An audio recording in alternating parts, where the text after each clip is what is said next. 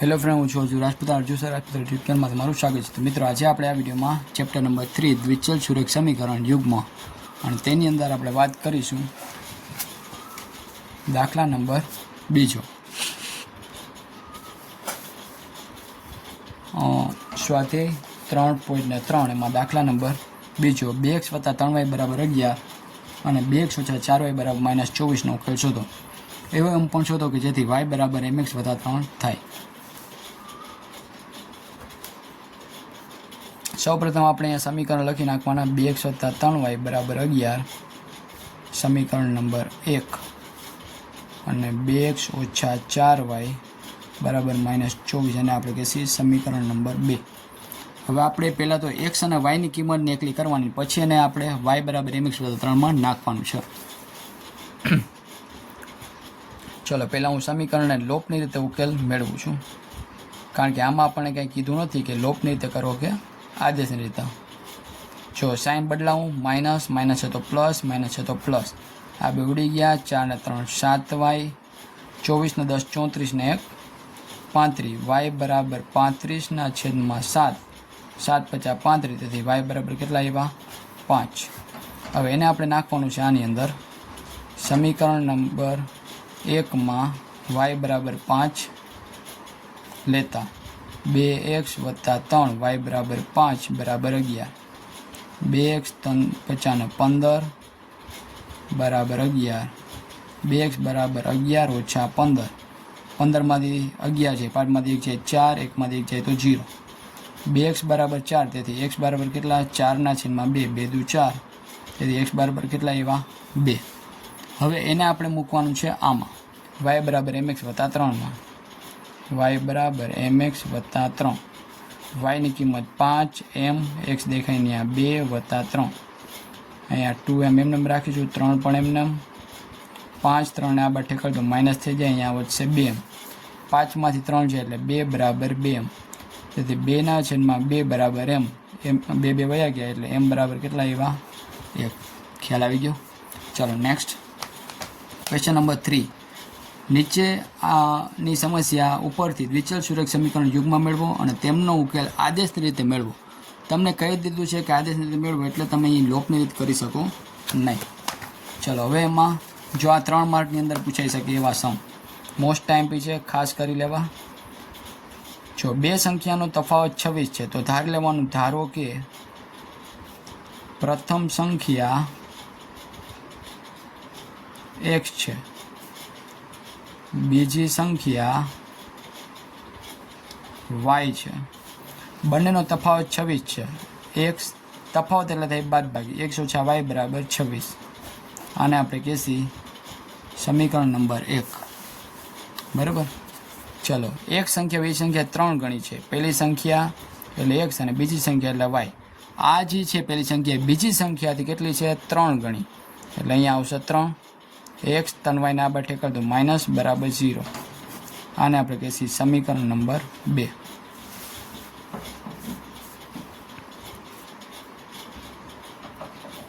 હવે આપણે આદેશ રીતે મેળવીએ. x - y = 26. 2માંથી 1 ને એકલો કરું, 26 - y છે, આ બાજુ વત્તા y. હવે એને આપણે મેળવી xની કિંમત જે છે આપણે કેમાં? બીજા સમીકરણમાં નાખીએ. સમીકરણ નંબર 2માં x = 26 + y લેતા 26 + y - 3y = 0. 26 ને આપણે એમ રાખી, 3માંથી 1 છે એટલે કેટલા? -2y = 0. -2y ને આ બાદ લઈ લે એટલે વત્તા થઈ જાય. 26 2 આવી જશે નીચે, અહીંયાથી y એકલો થઈ જાય. 13 13 13 દુ 26, તેથી y બરાબર કેટલા આવ્યા? 13. હવે એને આપણે નાખીએ આની અંદર. x = 26 + y, 26y દેખાય ને 13, 6 ને 3 9, 2 ને 1 3, x બરાબર કેટલા આવ્યા? 39. આમ પ્રથમ સંખ્યા x = 39, બીજી સંખ્યા y = 13 થશે. ખ્યાલ આવી ગયો? ચલો નેક્સ્ટ સમ. ક્વેશ્ચન નંબર 3 નો આપણે પહેલો જોયો. હવે આપણે જોઈએ બીજો. બે પૂરક ખૂણો પૈકી એક મોટો ખૂણો નાના ખૂણા કરતાં 18 અંશ મોટો હોય તો તે પૂરક ખૂણો શોધો. જો શું કરવાનું છે, ધારો કે એક પૂરક કોણ x અંશ છે, બીજો પૂરક કોણ y અંશ છે. હવે પૂરક કોણ એટલે શું? જો અહીંયા હું કરું છું, અહીંયા 60 હોય તો આ ખૂણો કેટલાનો? 120નો. પૂરક ખૂણો એટલે કે બે ખૂણાનો સરવાળો 180 અંશ થાય, બરાબર. હવે એમાંથી એક ખૂણો છે ને x એ બીજા ખૂણા કરતાં એટલે y કરતાં કેટલો છે? મોટો. 18 અંશ જેટલો મોટો છે. આ છે y ખૂણો છે એ નાનો છે એમ આપણે માની લઈએ, બરાબર. અને આને આપણે એમ કહીએ કે આને મોટો ખૂણો કહી અને આને નાનો ખૂણો. મોટો ખૂણો એક છે એ નાના ખૂણા y કરતાં 18 અંશ જેટલો મોટો છે. કેટલો છે? 18. આના કરતાં કીધું છે એટલે +18 અહીંયા કરવાના. y ના બદલી લો, માઇનસ થઈ જાય અહીંયાથી 18, એટલે આને કહીએ આપણે સમીકરણ નંબર 1. પૂરક ખૂણો છે તો બેનો સરવાળો કેટલો હોય? 180 અંશ, આપણને ખબર જ છે, બરાબર. એટલે એને આપણે કહીએ સમીકરણ નંબર 2. ચલો હવે આપણે આને આદેશની રીતે ઉકેલ મેળવીએ. લોભની રીતે પણ થાય, પણ આમાં આપણે ચોખવટ કરેલી છે કે આદેશની રીતે, એટલે આદેશની રીતે જ કરવું પડે. x આ y જે છે એને ઓલબાદ જવા દો એટલે +y થઈ જાય. ચલો હવે આ જે મળ્યું એને આપણે બીજા સમીકરણમાં નાખીએ. લખવાનું સમીકરણ 2માં x બરાબર 18 વત્તા y લેતા 18 વત્તા y પ્લસ y બરાબર 180 અંશ. y ને y એટલે 2y 180. 18 ના બદલી લો, માઇનસ થઈ જાય. 180માંથી 18 જાય. જો 10માંથી 8 જાય એટલે 2, 8 ની ઉપર 7, 7માંથી 1 જાય એટલે 6.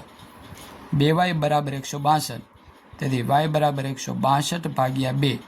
2 8 16 ને 2 1 2. y બરાબર કેટલા એવા? 81. એને આપણે મેળવીએ આમાં x બરાબર y વત્તા 18 માં y બરાબર 81 લેતા x એમ રાખવું, y દેખાઈને 81 વત્તા 18, 8 ને 1 9, 8 ને 1 9. કેટલો એવો જવાબ? 99 અંશ. તેથી મોટો ખૂણો જે છે x બરાબર 99 અંશ અને નાનો ખૂણો y બરાબર 81 અંશ થશે. ખ્યાલ આવી ગયો?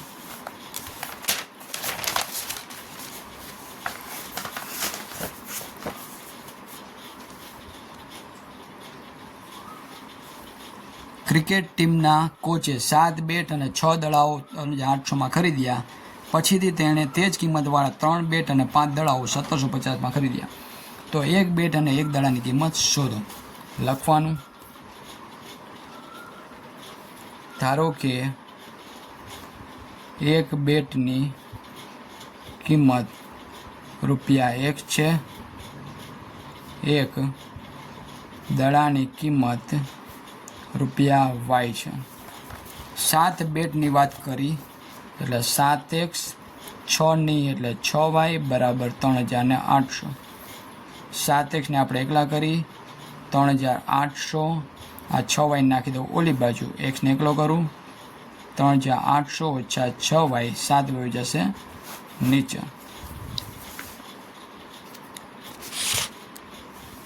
ચલો હવે એવી રીતે બીજું શું કીધું? 3 બેટ એટલે 3x પ્લસ 5y અને એના કેટલા રૂપિયા દે છે? 1750. આ 1750 આને આપણે કહીએ સમીકરણ નંબર 2. આને કહી દેવાનું સમીકરણ નંબર 1. ચલો હવે 3 x દેખાઈને કેટલા મૂકવાના છે આપણે? 3800 ઓછા 6y છેદમાં 7 વત્તા 5y બરાબર 1750. 0 0 3 8 24 વધી 2 3 3 9 ને 2 11 ઓછા 6y એમને 3 6 ને 18y થઈ જશે. આ 7 5 ને ગુણશે, 7 5 ને 35y, 7 છે 1750 ને ગુણે 0, 7 5 35 વધી 3, 7 49 3 52નો બગડો વધી 5, 7 ને 5 12. ચલો હવે શું કરીશું? ઓછે વત્તે ઓછા 35માંથી 18 છે એટલે કેટલા આવે? 18 ને 2 20, 10 એટલે કેટલા આવશે? 17 આવશે. 17y અને પ્લસની સાઇન. અહીંયા 12 250 એમને એમ, 11 400 છે એ ઓલી બાજુ જશે એટલે માઇનસ થઈ જાય. ચલો 12 250 અને એમાં 11,400 માઇનસ કરું. 12 માંથી 4 છે 8, 2 ની ઉપર 1 0 0 850. 17y બરાબર 850, તેથી y બરાબર 850. 17 50 ને 85 કેટલા આવ્યા? 50. y બરાબર આવ્યા 50. અને હવે આપણે એને એક્સમાં મૂકીએ. x બરાબર 3800 ઓછા 6, y દેખાઈને કેટલા? 50, નીચે 7. 3800 ઓછા 6 50 30 એટલે 300, નીચે 7. 3800 માંથી 300 જાય એટલે 3500 અને છેદમાં 7. 7 50 35 કેટલા એવા જવાબ? 500. આમ એક બેટની કિંમત રૂપિયા x બરાબર 500, એક દડાની કિંમત બરાબર રૂપિયા y, અને y બરાબર કેટલા આવ્યા? 50 રૂપિયા થશે. ખ્યાલ આવી ગયો? નેક્સ્ટ,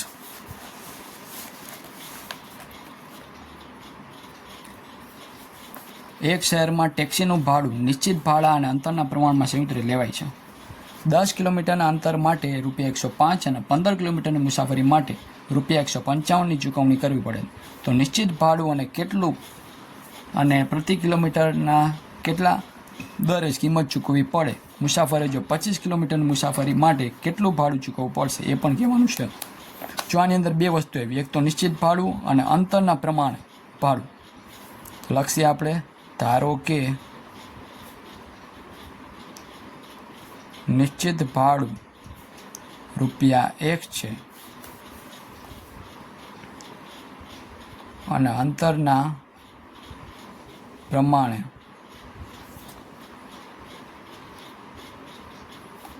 એટલે કિલોમીટરના પ્રમાણે રૂપિયા ચૂકવાતી રકમ રૂપિયા y છે.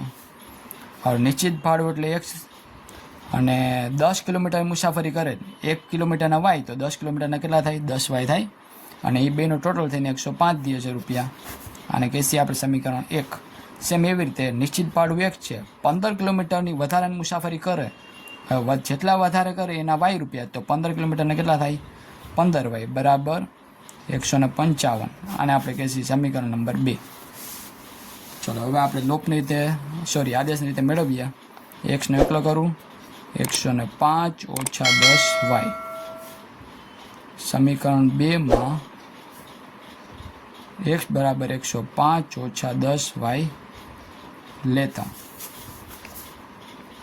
105 ઓછા 10y વત્તા 15y બરાબર 155.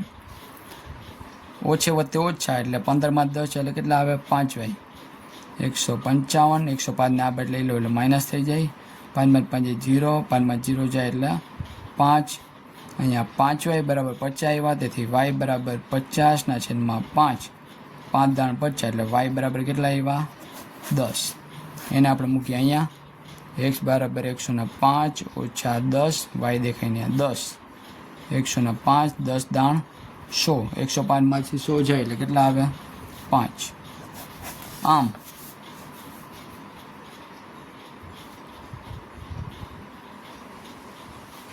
નિશ્ચિત ભાડું બરાબર રૂપિયા x બરાબર 5 અને કિલોમીટરના દરે ચૂકવાતી રકમ બરાબર રૂપિયા y બરાબર 10 થશે. ખ્યાલ આવી ગયો? ચલો નેક્સ્ટ. એક અપૂર્ણાંકના અંશ અને છેદ બંનેમાં 2 ઉમેરતા 9/11 બને છે. 6 અપૂર્ણાંકના અંશ અને છેદ બંનેમાં 3 ઉમેરતા તે 5/6 બને તો તે અપૂર્ણાંક શોધો. અને એના જેવો બીજો એક સમ છે. 5 વર્ષ પછી જેકબની ઉંમર અને તેના પુત્રની ઉંમર કરતાં 3 ગણી હશે. તો 5 વર્ષ પહેલાં જેકબની ઉંમર અને તેના પુત્રની ઉંમર 7 ગણી હોય તો તેની વર્તમાન ઉંમર શોધો. આ બંને દાખલા મિત્રો આપણે આના પછીના વિડીયોમાં મેળવીશું. તો ફરી પાછા મળશું આપણે નેક્સ્ટ વિડીયોમાં. Thank you.